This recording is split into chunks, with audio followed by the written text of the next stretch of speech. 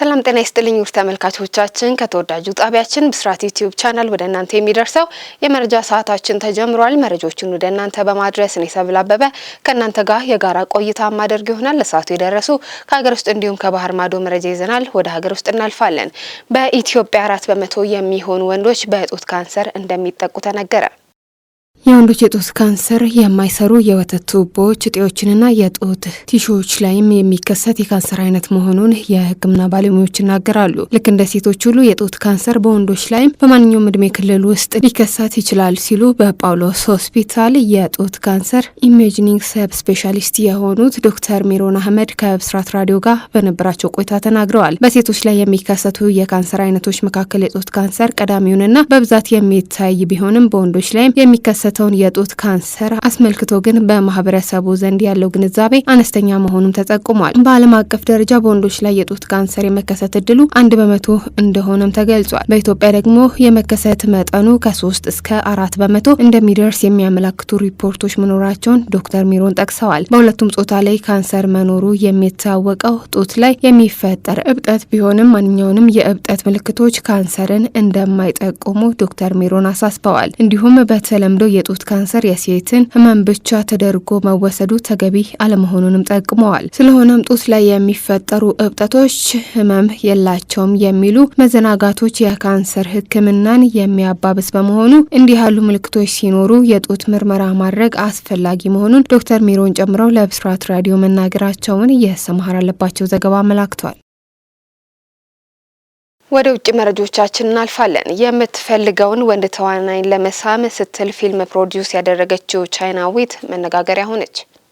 ስሟ ያልተጠቀሰችው ቻይናዊት የድራማውን ወጪ ሙሉ በሙሉ ለመሸፈን ተስማምታ 2 ቅድመ ሁኔታዎችን ማስቀመጧም ተሰምቷል። አንደኛው የዋናዋና የሴት ተዋናይ ሚናሷ ራሷ እንድትጫወት ነበረ። ሁለተኛው ደግሞ በስክሪፕቱ ላይ የመጨረሻ ውሳኔ የእሷ እንደሆነም ነበረ። በዚህም የተነሳ የ3 ዓመቱ ቻይናዊ ተዋናይ ዞንግ ዩፌ የድራማውን ዋና የወንድ ሚና እንዲጫወትም ተመረጠ። ወጣቱ ተዋናይ ከዚህ በፊት በአጭር ድራሞች ላይ ጥቂት የድጋፍ ሚናዎችን ብቻ በመጫወቱ ይህንን ፕሮጀክት እንደ ትልቅ የስራ እድል ተመልክቶትም ነበረ። ይሁን እንጂ ቀረጻው ከተጀመረ በኋላ ያልታሰበ ነገርም ገጥሞታል። ዞንግ እንደተናገረው በመጀመሪያ የፍቅር ትዕይንት ላይም ሴቷ ተዋናይ ከሱ ፍቃድ ውጪ በጣም ቅርብ በሆነ መልኩ ትስመዋለች። እሱም ለመራቅ ሲሞክር ጭንቅላቱን በእጇ ይዛ እንዳይርቅ በማድረግ እንደሳመችው ነው የ23 ዓመቱ ወጣት ተዋናይ የተናገረው። ጽሁፉ ከ60 በላይ የመሳም ትዕይንቶችን እንደያዘም ተገልጿል። የቀረጻ ቡድኑ ይህንን ቁጥር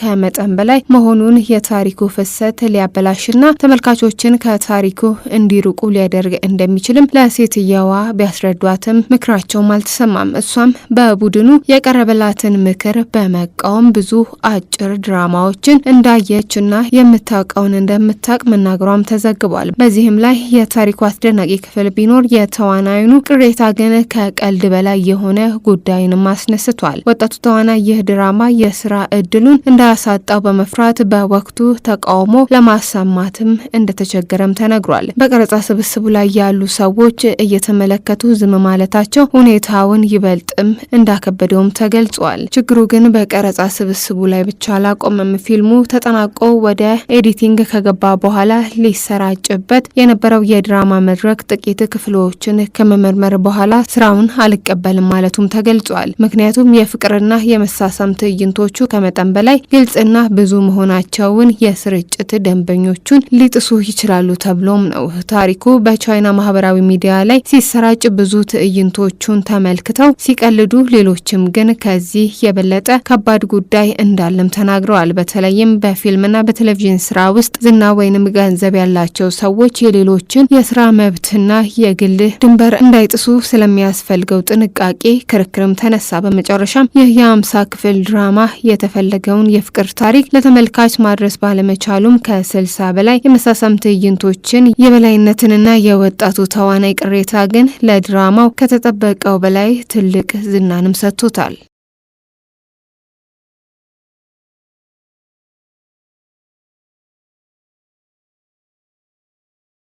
ጦርነቱን ለረጅም ጊዜ ማስቀጠል ዋሽንግተንን ከፍተኛ የገንዘብ የኢነርጂና የፖለቲካ ዋጋ ያስከፍላታል ስትል ኢራን አስታወቀች።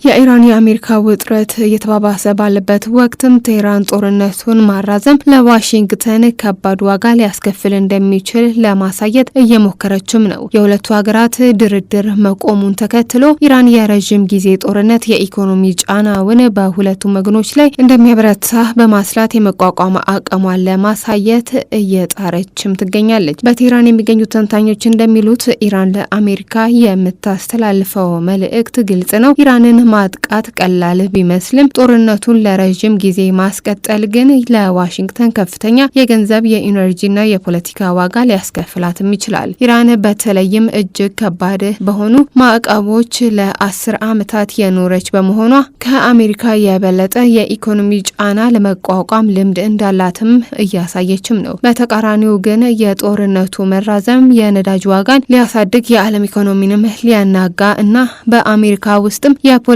ጫናን ሊያበረታ እንደሚችል ቴህራን ታምናለች። በዚህም ኢራን የምትፈልገው ጦርነቱን በኃይል ብቻ ማሸነፍ ሳይሆን ጦርነቱን ለመቀጠል የሚያስፈልገው ዋጋ ከፍ እንዲል በማድረግ አሜሪካ ወደ ድርድር ማምጣት መሆኑንም ተንታኞችም ይገልጻሉ። ተመልካቾቻችን እስካሁን ስትከታተሉት የነበረው ከተወዳጁ ጣቢያችን ብስራት ዩቲዩብ ቻናል ወደ እናንተ ሲደርስ የነበረው የመረጃ ሰዓታችንን ነው። መረጃዎቹን ወደ እናንተ በማድረስ እኔ ሰብል አበበ ከእናንተ ጋር የጋራ ቆይታ አድርጌ ነበር። መልካም ቆይታ